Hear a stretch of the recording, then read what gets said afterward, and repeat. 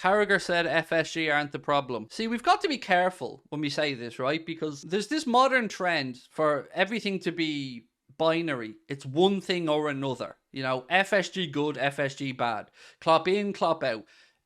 There doesn't seem to be any actual common sense to understand that it's a variable. You know, there's many things that are giving us the Liverpool that we see now. The ownership, in my opinion, is a very, very, very big factor in that. And their unwillingness to spend money on transfers is a very big factor in that. Yes, nobody could have got Jude Bellingham because Jude Bellingham just was not available. We can't pin that on FSG yet. If Jude Bellingham goes elsewhere, and that's what I got most worried about today, by the way. Full disclosure, hands up. When I watched that Manchester City performance and I watched how well Spurs dealt with them, how well Spurs counter-attacked and how well they were set up, a big part of me, particularly with Kevin De Bruyne sitting on the bench, started to think Pep is probably going to really, really, really push his board to go after and throw everything, and I mean fucking everything, at bringing in Jude Bellingham. That's my worry now, after seeing City's fall off. Because our friend again, Anam, is right. That they look a completely different team. They look nearly as jaded as we do. And the manager, in Pep's case, he looks equally as confused as Jurgen Klopp at what the fuck he's seen. So I think there's some merit to what Carragher said, but they aren't the only problem. There are other situations that are uncomfortable right now. We don't know if anything is happening behind the scenes. We don't know if that Andreas Kornmeier article that I think Jurgen Klopp got confused about, right? Because we seen James Pearce yesterday getting, I don't want to say berated by Jurgen Klopp, but certainly publicly ridiculed by Jurgen Klopp. And a lot of us were left scratching our heads thinking, hang on, we can accuse James Pearce of a lot of things, and some people do. I always like James Pearce. I will always defend James Pearce. I find him a very honest, genuine man. I don't agree with a lot of what he writes sometimes, but I mean, I wouldn't have ever put him in the camp that Klopp seemed to try to put him in, of this undermining of Liverpool. If anything, I think Klopp's taken the frustration from the Melissa Reddy article. And that's again, just my interpretation of the subject. I think that he read that Melissa Reddy piece for Sky that spoke about players behind the scenes, coaches behind the scenes, not feeling like they can do their work properly because of Kornmeier. Now, that I can understand maybe provoking a response in Jurgen Klopp, because, you know, Andreas Kornmeier is one of his very, very close allies. And, you know, people don't like seeing dirty linen out in public. And again, if I'm being really honest about it, I have noticed a slight change in Melissa Reddy's tone towards Liverpool since she's become a Sky Sports correspondent. Remember, when Melissa Reddy was coming up through the ranks of journalism, first I remember seeing Melissa Reddy with goals. She was also working alongside the lads at the Anfield Wrap at that time, was very Liverpool friendly, certainly to say the least, interviewed Jurgen Klopp, and I always admired her work. I thought she was a great journalist. But I have noticed a little shift since she's gone to Sky. Now look, this is the part where I put my tinfoil hat on for a second, because I'm aware that United fans will think differently to what I'm about to say. But I think, and I've always thought, that Sky Sports is very, very, very, very pro-Manchester United. Now, you could go all the way back to the Rupert Murdoch days, where he looked to potentially buy United at one point, and maybe see that favouritism through there. So I see now that she's writing a lot more articles around Manchester United and stuff like that. So maybe with that distance between herself and Liverpool, maybe she felt a bit more at ease to write the piece. I don't know. I don't know her personally. But I do understand if Klopp's pissed off at that article, particularly if he believes it to be untrue. But how James Pearce got dragged into it, I can only assume it was mistaken identity. You know, it's if anything, and you speak to Liverpool fans on social media and you mention James Pearce, if anything, Liverpool fans will say James Pearce is very pro the club. He's defensive of the club.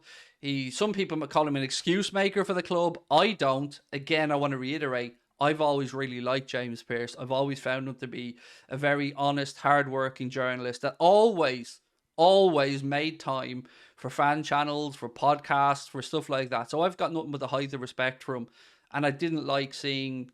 I didn't like seeing James Pearce ridiculed like that yesterday by Jurgen Klopp. I found it unprofessional, to say the least. But I want to know what you take on it. What's your reading of that situation, guys? What do you think about it? Do you think it was mistaken identity? Do you think there was something else to it? I don't know. It's not a great look on Klopp, but he is human, right? Our manager is human. I can't say that I could always keep my composure if I was in his shoes. Danny said, a quote from Jamie Carragher here, he said, I do not blame FSG one bit for what is happening at Liverpool. People will now say I'm an apologist, but I look at the staff, the players and the recruitment team. I struggle to believe that. I can't lie. I struggle to believe that Jamie Carragher genuinely looks at this and doesn't have any blame for the owners. I'm astonished, quite frankly, if that's Jamie Carragher's honest take on it. And people say I'm an apologist. Well, yes, Jamie, because you're an apologist in that scenario.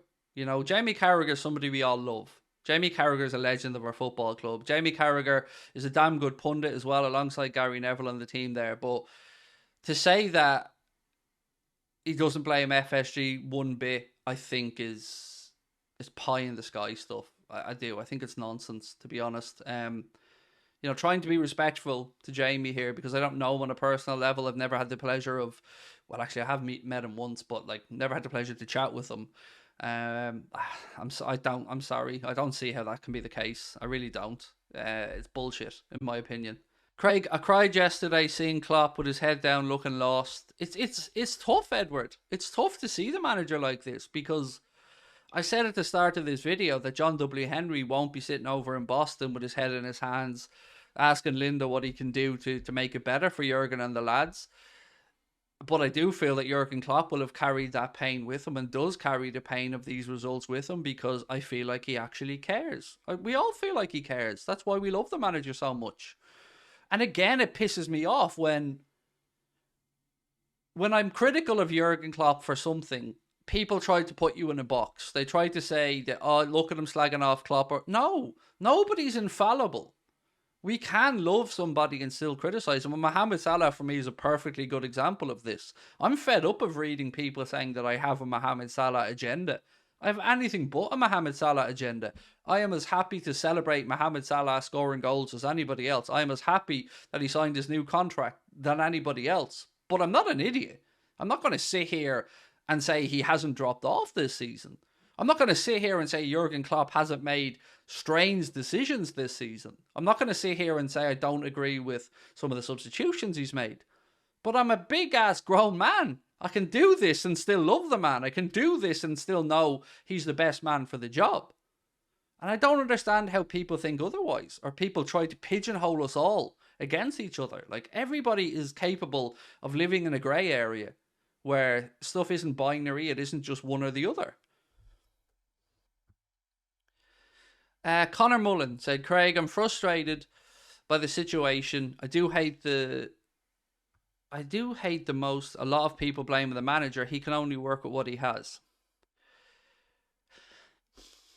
It's tough to know on this one, because to some extent I do think he's been too trusting of certain players. I do think he has let certain players away with things that they shouldn't be let away with.